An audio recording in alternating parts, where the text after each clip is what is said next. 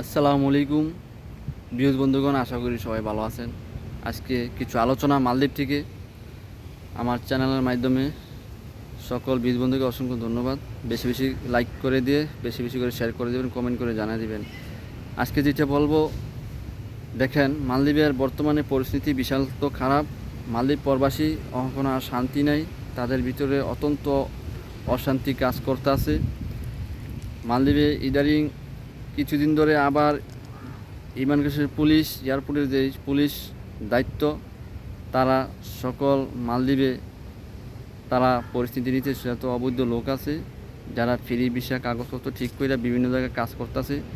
কোনো এক জায়গার কোম্পানি ভিসা ঠিক করে আরেক জায়গায় কাজ করতে পারবে না। সব জায়গায় পরিস্থিতিটা বিশালতি একটা খারাপ সময়।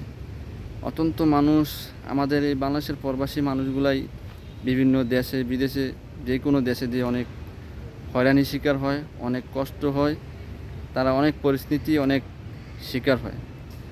আমি দেশের থেকে যারা আইতে চাইতেছেন, দীর্ঘ অনেক দিন ধরে পাসপোর্ট ভিসা জমা দিয়ে রাখছেন, যারা অবশ্য আসবেন, হইতেছে হয়তো কিছু কাজ, আপনারা বিশেষ করে কোম্পানির মাধ্যমেই আসবেন। দয়া করে কোনো ফ্রি ভিসা আসতে চাইবেন না, দয়া করে।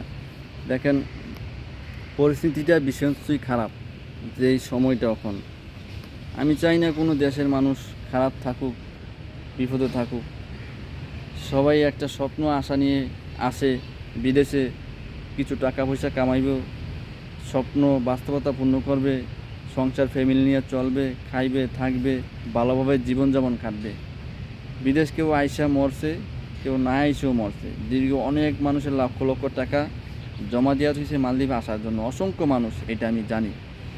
লিগে আমি এটা অবশ্য আমরা চ্যানেলে কাজ করি, আমরা বুঝতে পারি। তবে আমি এইটার মাঝে আরেকটি কথা বলতে চাই, আপনারা দোয়া করেন, বাপ মার দোয়া নিয়ে, সকলের দোয়া নিয়ে, আপনারা নিজে নামাজ পড়ে দোয়া করেন আল্লাহ তাআলা রব্বিল আলামিন যেন একটা ভালো একটা পরিস্থিতিতে নিয়ে যায়। সকলের জন্য দোয়া করবেন, আল্লাহ রব্বিল আলামিন যাতে সমস্ত বিপদ থেকে মুক্ত রাখে, হেফাজত রাখে, ভালো একটা ব্যবস্থা যেমন করে দেয়, একটা পরিস্থিতি করে দেয়, এই ব্যবস্থা রাখুন। দেখেন এই দেশটা একটা সময় মানুষের যেহেতু একটা শান্তিভাবে চলাফেরা ছিল, সব কিছু স্বাধীনভাবে, বাংলাদেশের মানুষ এখন আর এই শান্তিটা নাই। মানে কোম্পানির মাধ্যমে কাজ করতে হবে, কোম্পানি আসা পড়লো, কোম্পানি এরকম কিছু কোম্পানি আছে, এটা জানেন, জুলুম করে পাসপোর্ট সব আটকে নিয়ে এরপরে কাজ যেমনি মন চায় এমনি করায়। ডিটির কোনো আপনি ভালো একটু কিছু কইবেন, সেই প্রতিবাদ করারও ক্ষমতাটা থাকে না, বাধ্যতামূলক করতে হয়।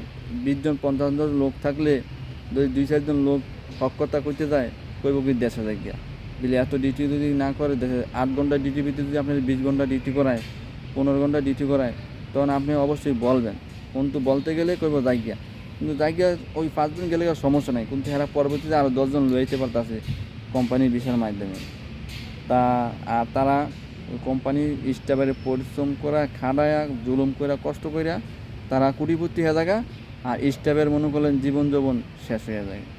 তো এই যে কার্যকাণ্ডগুলো যে করে, মানুষের আল্লাহ যেন হেদায়েত দেয়, মানুষের আল্লাহ যেন ঈমান দেয়, মানুষের জন্য আল্লাহ যেন মানুষের প্রতি যেন ভালোবাসা বাড়ায় দেয়, আল্লাহ যেন ঈমানদের কাছে। যারা যে ছোটোর থেকে কিছু মানুষ আছে অনেক টাকা পয়সার মালিক হইয়া যায়, কিছু এক সময় ছিল না। এটা সব দেশে আছে, বাংলাদেশি হোক, যে কোনো প্রবাসী, যে কোনো দেশে হোক, মানলে বিভিন্ন কান্ট্রি ভিতরে এরকম টাইপের লোকগুলো আছে। তারা এই যে সাধারণ মানুষের যে জুলুম করে, এই জুলুম করা ঠিক নেই। জুলুমের হিসাব একদিন দিতে হবে রোজ হাসরের মাঠে। পরিশ্রমী টাকা 8 ঘন্টার বেশি ডিউটি করার আইন নেই, কিন্তু 1 ঘন্টা যদি ডিউটি করা হয় এটা ওভার টাইম দিতে হবে। কিন্তু অনেক জায়গায় এই 7 ঘন্টা 5 ঘন্টা কাজ করেও বেশি টাকা দেয় না, অসংখ্য এরকম আছে। কিন্তু কোরআনে আছে, আল্লাহ তাআলা রব্বিল আলামিন বলেছে, আপনারা যদি কাজ করেন, যে কামলা দেয়, কিন্তু গাম শুকানোর আগে তার টাকা পরিশোধ করা, কিন্তু সেইটা করে না অসংখ্য মানুষ। সেটা করবে তো দূরের কথা, অসংখ্য মানুষের টাকা পয়সা মাইরা দেয়, অসংখ্য মানুষের পরিশ্রমের টাকা পয়সা দেয় না। সেইটা অনেক মানুষ আছে, তার এই যারা দিন কষ্ট জুলুম কষ্ট করে কাজ করে, যাদের টাকা পয়সা দিয়ে দেয় না, তারা রোজ হাসরের মাঠে অবশ্যই বেহেশতের বাগানে বসবাস করবে, তাদের আযাব খুব কম হবে। আর যারা দিন তাদের সাথে জুলুম করছে, অত্যাচার করছে, এর হিসাব পায়ে পায়ে দিতে হবে। আর আপনারা ইতিমধ্যেই জানেন, যারা গরিব, যারা কর্ম করে খায়, যারা কর্মজীবী, তাদেরগুলো রোজ হাসরের মাঝে হিসাব দায় কমই দিতে হবে। আর যারা দিন কোটি কোটি টাকার মালিক, বিভিন্ন গরিব অসহায় মানুষের নিয়ে অবহেলা করেছে, অবহেলা নিয়ে কাজ করেছে, মানুষকে ভালোবাসে নাই, মানুষের যেমনি খুশি এমনি করছে, মানুষের কাছে জুলুম করছে, এই জুলুমের হিসাব প্রতিবাদ দিতেই হবে। তো বীজ বন্ধুগণ, মালদ্বীপ যে যেখানে আছেন ভালো থাকবেন, সুস্থ থাকবেন, সাবধানে থাকবেন। আর যারা আসতে চান অবশ্যই কোম্পানির মাধ্যমে, কিছু কিছু কোম্পানির কাজ হয়তো হইতাছে, ওইভাবে আসবেন। তবে আজকে এই পর্যন্ত, সবাই ভালো থাকেন, সুস্থ থাকেন। আমি জামাল বিদায় নিলাম। খুদা হাফেজ।